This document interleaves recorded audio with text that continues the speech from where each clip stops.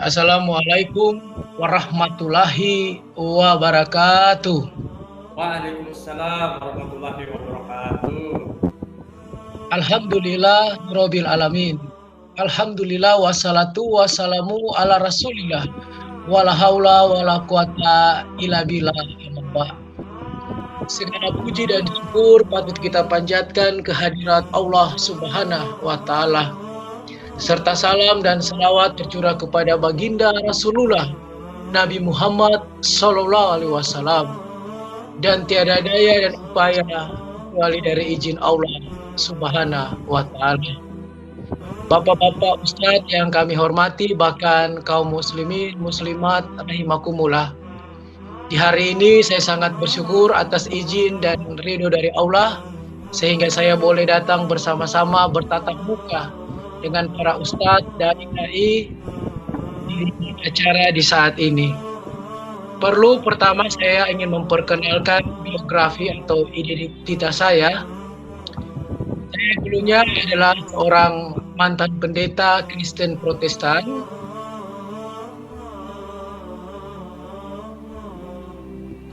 Kuliah S1-nya di Universitas Kristen Indonesia Tomohon, khususnya Fakultas Teologi, yang berada di Provinsi Sulawesi Utara, berdekatan dengan Kota Manado.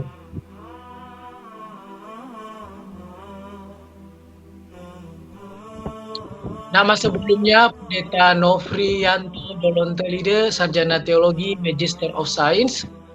Kemudian saya menjabat ketika lulus dari Teologi UKIT, menjabat sebagai pendeta berada di Kepulauan Sangihe, Kota Tahuna, pendeta Gereja Masehi Injili Sangihe Laut.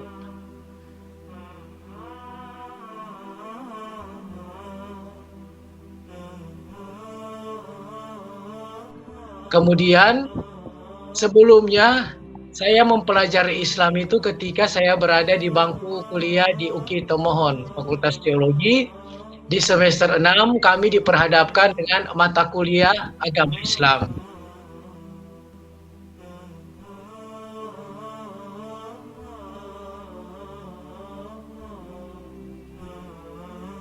Nah, mata kuliah agama Islam ini sempat menjadi dilema bagi saya karena kami ini calon-calon teolog, calon-calon pendeta. Kenapa bagian akademik mengeluarkan mata kuliah agama Islam?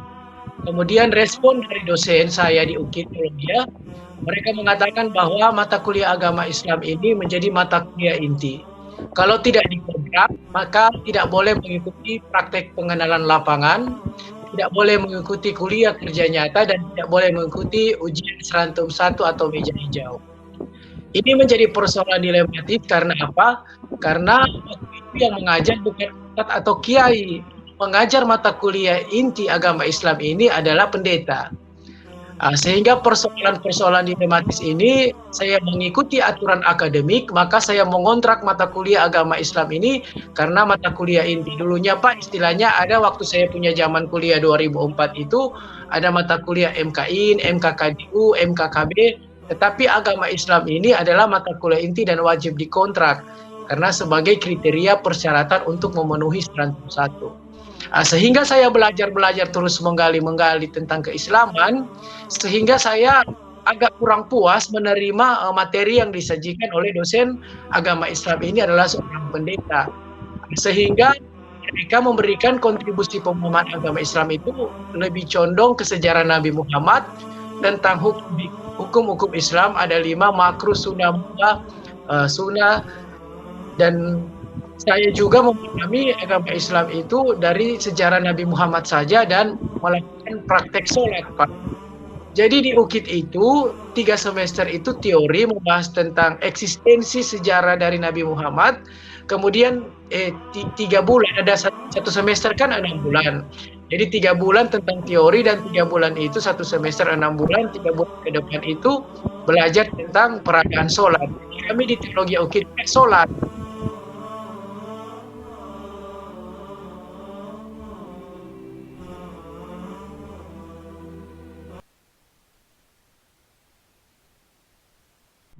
Ketika saya lulus mata kuliah ini, saya kan orangnya sukanya belajar. Saya mencari tahu kebenaran di dalam Islam. Kemudian saya mengkaji karena kitab kami di dalam agama sebelumnya ada bagian perjanjian lama, perjanjian baru. Sebenarnya itu bukan kitab, tetapi menurut saya itu adalah buku. Karena kenapa? Karena dikatakan kitab itu cuma 4. Kitab Jabur diberikan kepada Nabi Daud, kitab Taurat diberikan kepada Nabi Musa, kitab Injil diberikan kepada Nabi Isa, dan Al-Quran diberikan kepada baginda Rasulullah Nabi Muhammad SAW. Sehingga ternyata saya menemukan sementara menjalani proses perkuliahan, saya belajar sendiri, Pak Ustadz. Saya belajar sendiri, di mana saya belajar tentang huruf Ibrani dengan huruf Arab. Nah, kalau huruf Ibrani itu dekat kitab perjanjian lama, dari kitab Kejadian, Keluaran, Imamat, Bilangan, Ulangan, Yosua, Hakim, Rut, 1 Raja-Raja, 2 Raja-Raja, 1 Tawarik, 2 Tawarik sampai di Maleaki. Itu 39 kitab dalam Injil Lama. Teks aslinya bahasa Ibrani yaitu Alef, Bet, Gimel, Dalet, Hau, Yasin, Petiot sampai. Baru selanjutnya saya belajar juga di kitabnya kita Al-Quran, karena memang kami mata kuliah agama Islam memegang Al-Quran. Kemudian saya mencari tahu eksistensi keberadaan Al-Quran. Pertama, Al-Quran itu terdiri dari 30 juz, 60 hizib, 114 surah, 6.666 ayat, 323.671 huruf, dan 150.681 titik. Dari huruf alif, ba, ta sampai dia.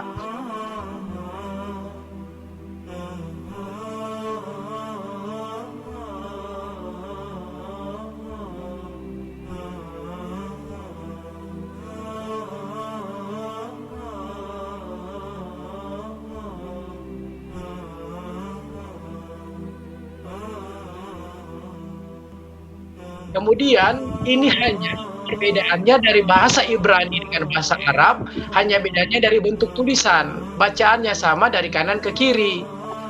Sehingga saya mencari tahu kebenaran yang hakiki di dalam Islam itu dalam kitab Keluaran pasal 20 dikatakan dalam tema judul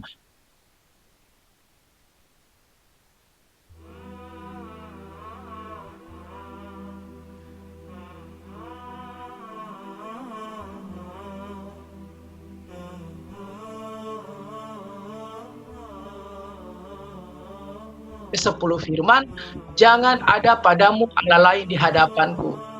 Jangan membuat patung bagimu untuk disembah. Ketika saya sinkronkan dengan Al-Quran, maka di situ jelas dikatakan dalam surat Al-Ikhlas, Qul huwallahu ahad, Allahus somad, lam yalid wa lam yulad wa lam yakul lahu kufuwan ahad.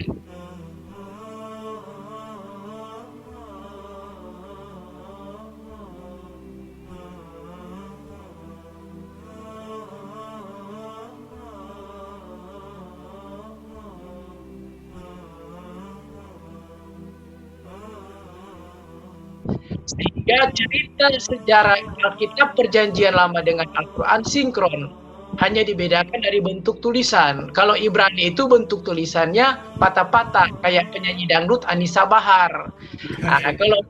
Iya kan gitu. Kalau Arab itu meliuk-liuk kayak penyanyi dangdut Indonesia. Nah, itu lihat tontonannya dangdut-dangdutan di sana kan gitu.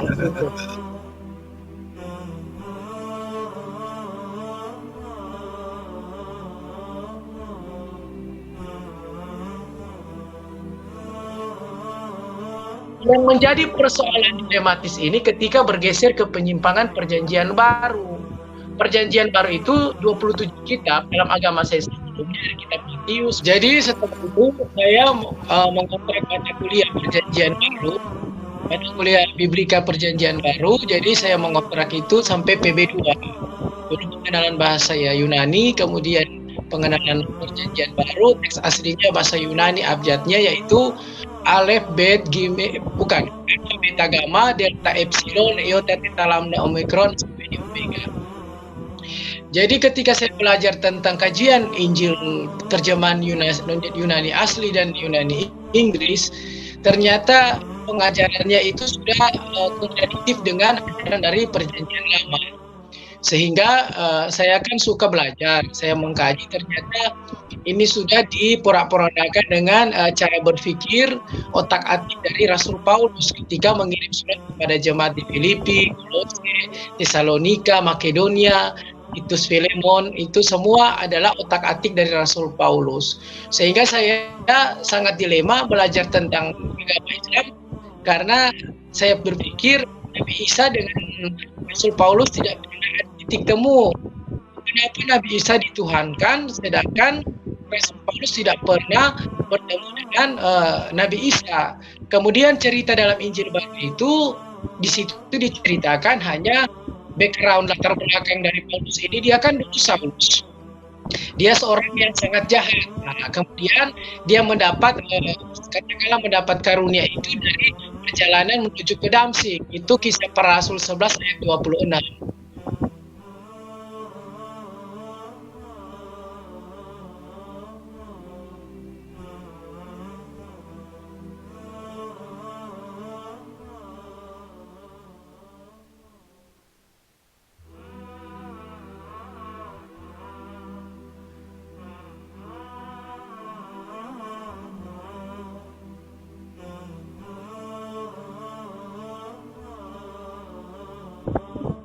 Jadi saya melihat bahwa pengkristenan itu lahir di Antioquia, sehingga Rasul Paulus itu memberikan pengabaran Injil itu ketika dia bertobat di dalam penjara, dia mengabarkan surat-surat kepada jemaat-jemaat yang ada di sana, sehingga saya mengatakan bahwa Rasul Paulus itu yang membuat Injil karangan atau surat-surat karangan mengotak-atik pemikiran jemaatnya. Karena apa? Karena saya lihat bahwa Tuhan tidak lebih dari satu. Tuhan itu esa. Itu sudah dikatakan juga dalam Injil Lama, Allah Israel itu esa, tidak melebihi dari satu. Kenapa dihadirkan perjanjian baru 27 kitab di dalam agama saya sebelumnya? Karena itu adalah Injil-Injil yang ditulis oleh karangan manusia, seperti Injil sinoptik, kemudian pendekatan naratif kita. Jadi sangat berbeda dengan Al-Quran. Al-Quran tidak boleh dikurang, tidak boleh ditambah. Tetapi dalam kitab Injil baru saya ini banyak ditambah, dikurang.